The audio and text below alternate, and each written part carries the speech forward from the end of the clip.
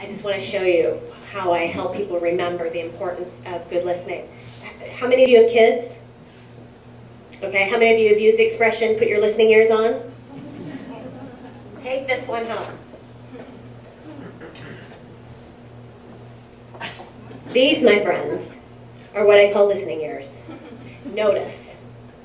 Nice and perky, nice and big, kind of sparkly, right? They're alive. And yeah, I know, it's a lot of other stuff too. But, so I'll take these down and show you really how we usually listen. This is my other pair.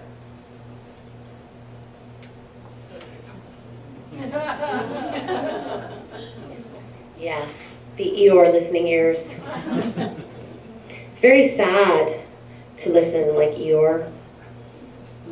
What do you think I hear with these listening ears on? Not too much? What's this? Oh, big zero, yes. Yes. Well, in fact, believe it or not, this is what most of us are doing most of the time. This is what we in my coaching training call level 1 listening. And when we're listening at level 1, we are listening to our own heads. That's where we're listening to the fear of, oh my God, they're going to talk about that thing, right? How do I get out of this situation? That would be level 1 listening. Or level 1 listening is when you know you're just waiting for your chance to talk. I'm so glad I'm not the only one who listens at level 1. Thanks for that support. Yeah, or even just when you're distracted by, oh my gosh, I'm so hungry. When was the last time I ate? That's all level 1 listening. All very human, all very normal. But what happens when we don't listen with our listening ears is we're nowhere near able to connect authentically and to connect with empathy in the way that we know is so important. And I know, because of the work that you've chosen to do, you're choosing this. Well, you don't have to choose this, but your own version of this. That's far more attractive. So thank you for doing that. We actually change brains by being connected authentically and in empathy with one another. Mirror neurons are these things that the scientists are starting to connect with empathy. So I'm making an assumption a lot of you have a lot of mirror neurons. It's your ability to be able to put yourself in the shoes of another. And they actually think it's that same circuitry that's responsible for why we yawn when someone else yawns. That's a mirror neuron function that they're seeing happen. Here's the exciting thing. Even in those brief moments where you feel that you might not be making a difference in the life of someone whose soul has been broken, we are actually able to see that you just being there, you giving them permission, you giving them safety, you allowing them to be who they are, is actually changing their brain. I'd like you to try to be vulnerable. This woman named Brené Brown,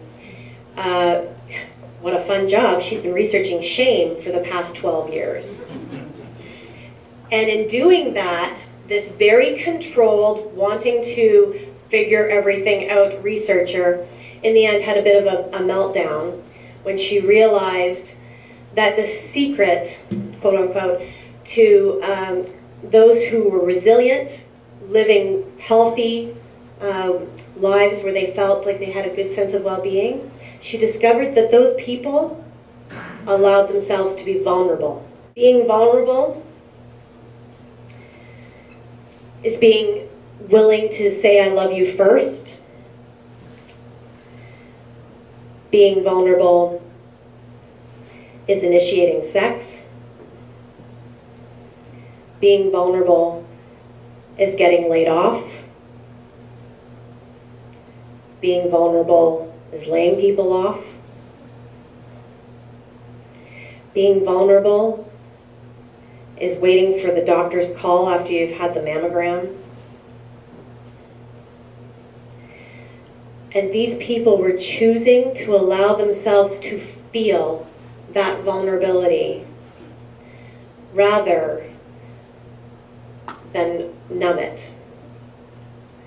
And unfortunately, because we live in a world that tells us that vulnerability is synonymous with weakness or failure, and at the bottom of it all, shame, we don't talk about it, and we don't deal with it. And in doing that, we don't care for ourselves. She's determined the best measurement of courage is actually vulnerability. If you think of the people that you admire, people that you have tremendous respect for, often those are people who went through times of adversity, of struggle, of failure. Would you say that's true? They were vulnerable. And yet, we tell ourselves, and the dictionary tells us, vulnerability is open to attack, is a flaw in the system. And yet it's what we need to give ourselves more than anything.